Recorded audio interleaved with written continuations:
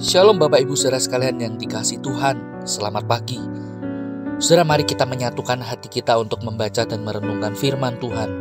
Dan mari kita berdoa agar firman yang kita baca dan renungkan ini boleh senantiasa terus berbicara dan menuntun hidup kita di dalam kebenaran Tuhan, sehingga hidup kita boleh menjadi hidup yang berkenan di hati Tuhan.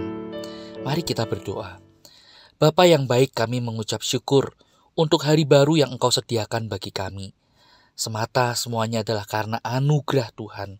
Dan Tuhan tolong agar kami, ketika kami menjalani hari-hari kami boleh menjalani dengan benar, seturut dengan firman-Mu. Tuhan, mampukan kami untuk menghidupi firman-Mu. Dan Tuhan, kami menyerahkan waktu ini, bila waktu ini boleh menjadi waktu di mana Tuhan mengajar setiap kami. Terima kasih Yesus, kami berdoa di dalam nama Tuhan Yesus. Amin. Saudara sekalian yang dikasihi Tuhan, kita akan kembali melanjutkan perenungan kita dari Injil Matius. Kini kita tiba pada Matius pasal yang ke-25, ayat yang ke-14 sampai dengan ayat yang ke-30. Namun saya tidak akan membacakan semuanya. Saya ingin mengajak saudara memperhatikan ayat yang ke-18, 26 dan 30. Demikian firman Tuhan ayat yang ke-18. Tetapi hamba yang menerima 1 talenta itu pergi dan menggali lubang di dalam tanah, lalu menyembunyikan uang tuannya. Ayat 26. Maka jawab tuannya itu, "Hai kamu hamba yang jahat dan malas. Jadi kamu sudah tahu bahwa aku menuai di tempat di mana aku tidak menabur dan memungut dari tempat di mana aku tidak menanam." Ayat yang ke-30. Dan campakkanlah hamba yang tidak berguna itu ke dalam kegelapan yang paling gelap. Di sanalah akan terdapat ratap dan kertak gigi. Sampai di sini kita membaca firman Tuhan. Nah, saudara sekalian kasih Tuhan, tahukah saudara perumpamaan tentang talenta ini di dalam Injil Matius merupakan perumpamaan yang paling panjang. Nah, saudara, ada seorang ahli Alkitab, sarjana Alkitab yang mengatakan perumpamaan ini mempunyai nilai penting di dalam atau bagi Matius sebagai penulis Injil. Nah, saudara, apa itu? Kita melihat di dalam konteksnya, bagaimana konteks perumpamaan ini diletakkan di dalam pengajaran Tuhan Yesus mengenai akhir zaman dan kedatangan yang kedua. Nah, saudara, maksudnya adalah melalui perumpamaan ini di Injil Matius, saudara, Matius mengingatkan apa yang menjadi panggilan kita, menjadi tugas kita, dan tanggung jawab kita sebagai murid Kristus, yaitu bagaimana saudara kita harus mengerjakan kepercayaan yang sudah Tuhan titipkan kepada kita, dan itu digambarkan melalui talenta yang sudah Tuhan berikan. Nah, saudara, di sini kita diingatkan berbicara tentang talenta, karunia dan lain sebagainya. Semata semuanya adalah titipan dari Tuhan, di mana kita yang menjadi porsi kita adalah kita harus mengembangkan, menggunakan itu semuanya untuk kemuliaan Allah. Di masa-masa penantian, ketika kita menantikan kedatangan Kristus kembali, kita harus mengerjakan tugas tanggung jawab itu sebaik mungkin. Untuk apa? Sekali lagi, demi kemuliaan Allah.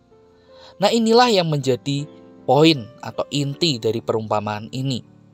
Sekali lagi, bukan berbicara tentang seberapa banyak kita dipercayakan atau seberapa sedikit yang ada pada kita. Bukan, melainkan semuanya. Apa yang ada pada kita itu milik Tuhan, itu titipan yang harus kita usahakan semaksimal mungkin demi kemuliaan Tuhan, demi nama Tuhan boleh ditinggikan. Dan di sini kita juga diingatkan, saudara, bahwa ada upah atau ada hadiah yang Tuhan telah sediakan bagi kita, hamba yang setia, yang mau mengerjakan tanggung jawab penata layanannya dengan baik. Apa itu, saudara, hadiahnya? Yang pertama, saudara, kita melihat bagaimana Tuhan akan memberikan pujian. Nah, saudara, di dalam konteks masyarakat pada waktu itu, saudara, masyarakat pada waktu itu sangat mengagungkan yang namanya pengagungan atau pujian, karena itu merupakan sebuah wujud dari penghormatan. Bahkan dianggap bahwa pujian, penghormatan itu jauh lebih bermakna daripada hal-hal materi yang lain. Nah, sehingga saudara, kalau kita merenungkan, ketika Tuhan memberikan pujian kepada kita, hamba yang setia, itu artinya apa?